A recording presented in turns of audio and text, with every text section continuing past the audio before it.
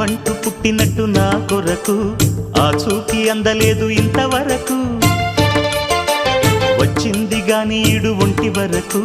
వేధించలేదు నన్ను జంట కొరకు చూశాక ఒక్కసారి ఇంత వెలుగు నా వంక రాను అంది కంటి కునుకు ఈ అల్లరి గారడి నీ లీల అనుకోనా నీ పేరు ప్రేమ అవునా ఇవాళే నిన్ను పోల్చుకుందా